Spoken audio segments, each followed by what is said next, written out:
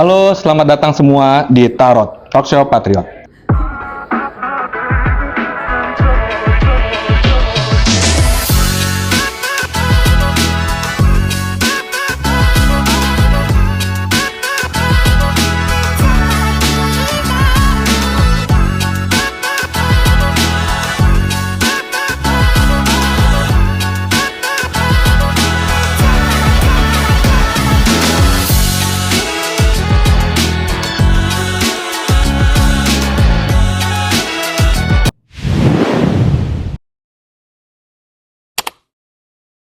Jadi, Tarot ini, Talkshow Patriot, itu adalah sebagai sarana dari BPJS Kesehatan Cabang Bekasi untuk menyampaikan informasi-informasi dan isu-isu terkait seputar dari BPJS Kesehatan.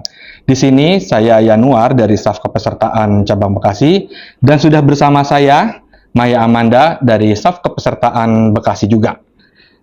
Di sini tentunya kita semua sudah dengar banyak banget ya isu-isu mengenai BPJS Kesehatan. Tapi di sini kita nggak akan membahas isu-isu besar seperti KRIS ataupun BPJS Kesehatan yang harus aktif ketika mengurus SKCK.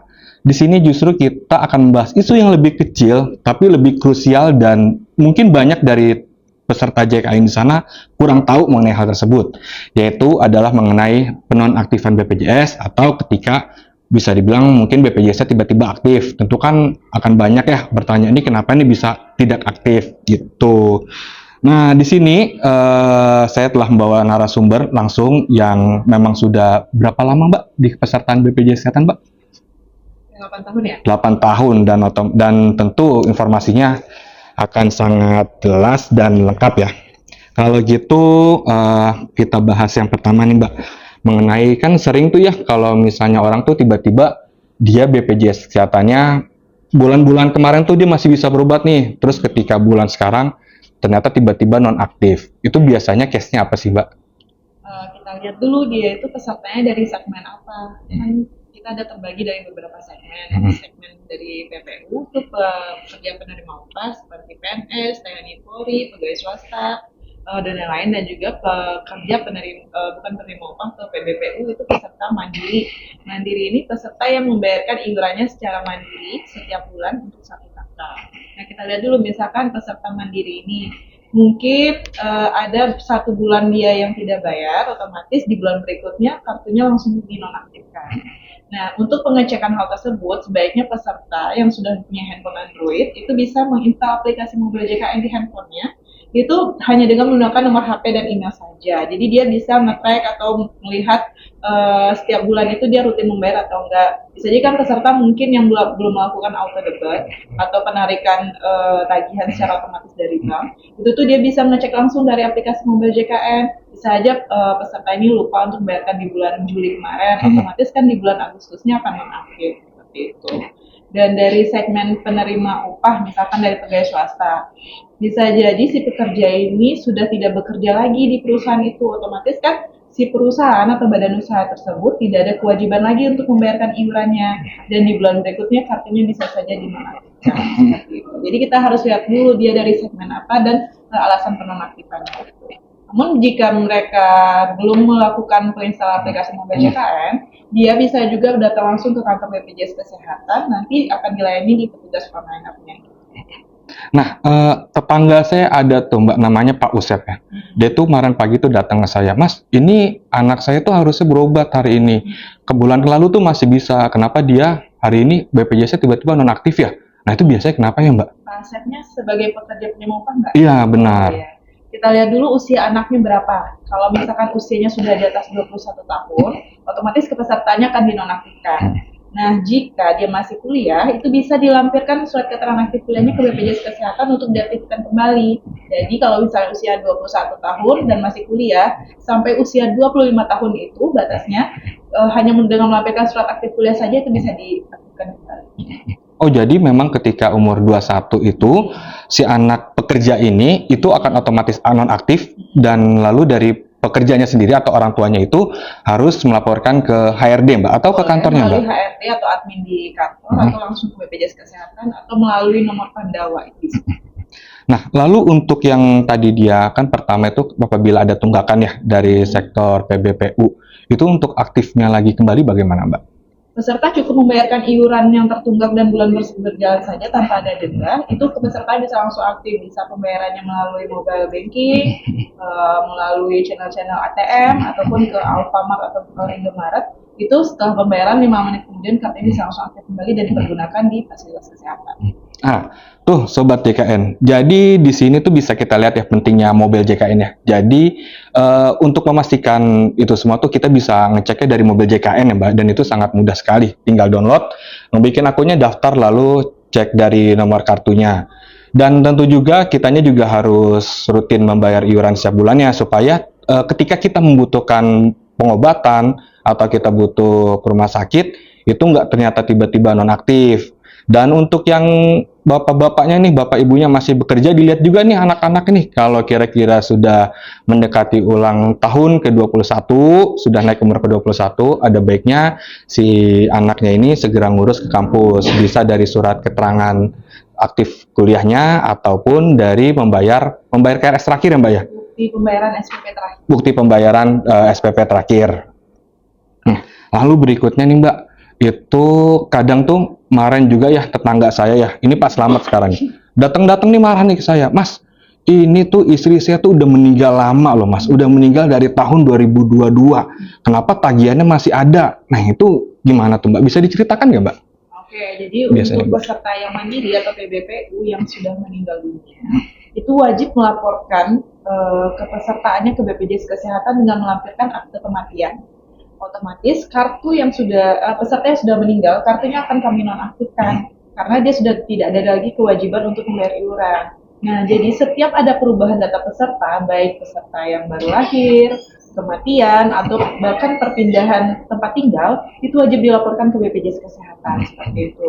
Nah, untuk kasus tetangga Bapak Yanuar tadi kan meninggalnya sudah dari tahun 2022 ya. Benar. Otomatis kan sudah tertagih nih, sekarang sudah 2024, sudah 2 tahun lebih.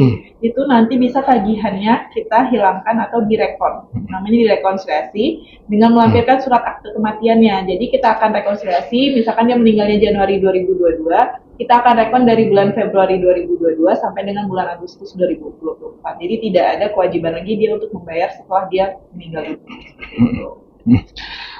Jadi gitu Sobat JKN, kalau dari keluarga kita itu ada yang sudah meninggal lama, tapi ternyata tagihannya masih keluar nih, itu jangan panik berarti Mbak ya, cukup melaporkan saja ya, bawa surat akta meninggalnya, akta kematiannya, dibawa ke kantor, nanti akan dibantu sama petugas BPJS Kesehatan untuk direkonsiliasi biayanya.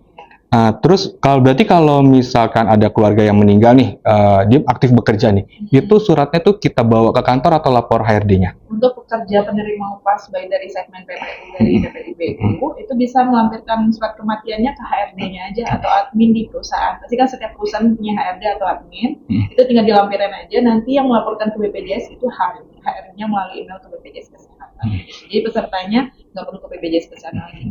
Nah, itu tuh berarti ketika katakanlah tadi ya si pekerja tadi suaminya meninggal, lalu keluarganya ini berarti di bulan tersebut langsung nonaktif, nggak bisa buat berobat lagi Mbak? Untuk peserta pekerja penerima upah dari segmen PPU, BU atau badan usaha, jika si karyawannya yang meninggal, otomatis kartunya akan dinonaktifkan. Dan untuk anggota keluarga itu kartunya akan aktif sampai dengan akhir bulan. Jadi misalkan meninggalnya di bulan Agustus, untuk kartu anggota keluarga seperti istri dan anak-anak akan aktif sampai dengan akhir bulan nanti.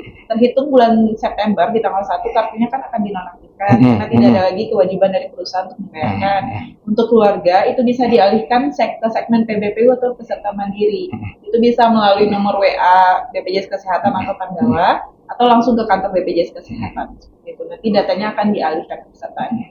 Dan itu nanti langsung aktif Mbak begitu dialihkan ke PBPU? Jika dia melaporkan di saat belum 1 bulan nonaktif, itu kartunya bisa langsung dibayarkan. Namun jika peserta itu melapor ke kita jika sudah lebih dari 1 bulan nonaktifnya, saat dialihkan ke BPJS Mandiri akan kena masa tunggu 14 hari. Jadi ada rentang 14 hari untuk melakukan kembali kartunya.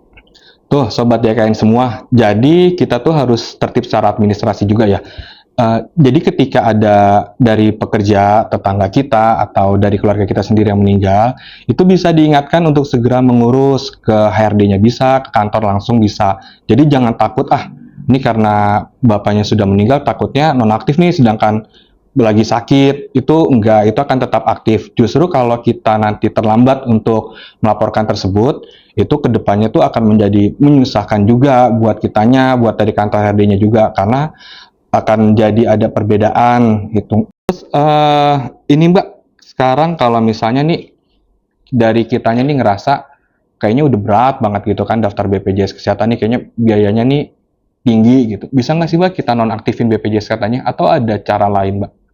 Oke, untuk segmen peserta dari JKN itu sendiri, dia tuh pesertanya seumur hidup ya Mas Edward ya. Jadi untuk peserta mandiri itu pesertanya dia dipakai berobat atau tidak berobat, iurannya itu wajib dibayarkan. Karena kan sistem kita sistem gotong royong ya, si sehat menolong si sakit, si kaya menolong si miskin.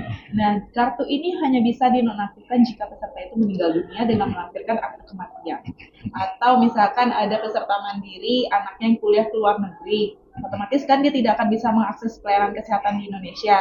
Itu kartunya bisa dinonaktifkan sementara dengan melampirkan paspor, visa dan kitas yang jadi terhitung bulan depan itu kartunya tidak akan ditagihkan lagi. Nah, jika dia sudah balik ke Indonesia, itu iurannya akan ditagihkan kembali sejak bulan dia kembali aja. Jadi bulan-bulan sebelumnya dia selama di luar negeri itu nggak ditagihkan. Nah, jadi mungkin dari Sobat JKN mungkin banyak yang nanya ya, kalau misalnya gimana sih cara nonaktifinya karena kita udah nggak mampu bayar lagi atau kita mungkin banyak beberapa orang yang malas membayar. Jadi di sini tuh JKN tuh nggak cuma sekedar asuransi, tapi kita tuh di mana kita saling membantu antara teman-teman kita semua. Pokoknya yang mampu kita ngebantu yang tidak mampu. Jadi di sini tuh benar-benar yang gotong royong. Jadi nggak bisa dinonaktifkan. Dan mungkin sedikit informasi ya, kadang tuh teman-teman tuh di luar sana Sobat JKN suka agak keliru. Yang benar tuh KIS atau BPJS sih bedanya apa sih KIS antara BPJS Kesehatan? Taunya kan KIS kan cuma untuk yang gratis dari pemerintah.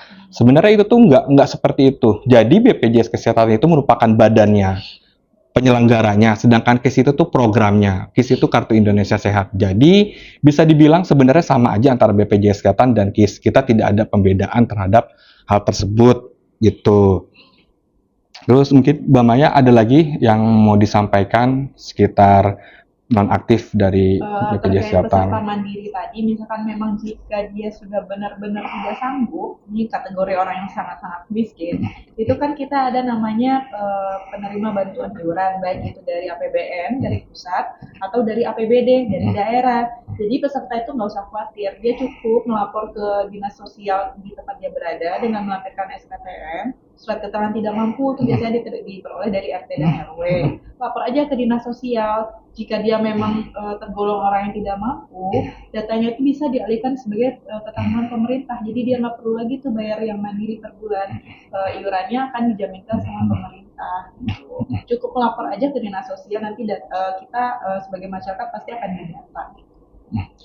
Baik, Sobat JKN semua, sepertinya sudah cukup jelas ya informasi untuk hari ini. Dan di sini saya ingin menyampaikan sedikit himbauan. Jadi hati-hati bila ada suatu saat ada telepon ya yang mengaku dari call center BPJS Kesehatan, itu menginformasikan kalau kartunya itu tidak aktif, dan dia tuh minta bayaran atau malah minta NIK untuk dengan iming-iming diaktifkan kembali, itu jangan langsung percaya karena biasanya itu juga menjadi sebuah modus penipuan. Jadi balik lagi pentingnya mobil JKN, ketika ada informasi tersebut kita bisa ngecek langsung ke mobil JKN, kita lihat status kita apakah situ aktif, nonaktif. Apabila nonaktif pun jangan langsung dipercaya bila ada yang menghubungi dari call center tersebut, terutama dari nomor-nomor yang nggak jelas ya, karena sekarang banyak banget modus penipuan. Jadi bisa segera lapor ke kantor untuk cross check lagi. Mungkin segitu, Mbak Maya. Ada yang ingin disampaikan lagi? Cukup. Kalau misalkan ada pertanyaan lagi, nanti bisa hubungi call center atau ke Pendawa aja. Baik, teman-teman Sobat JKN, sampai di sini dulu ngobrol-ngobrol kita. Nantikan mungkin nanti bukan kita lagi ya, akan bergiliran dari teman-teman narasumber lainnya dengan membahas topik yang lebih banyak lagi, yang lebih menarik. Sampai jumpa di waktu yang akan datang. Bye-bye. Dadah.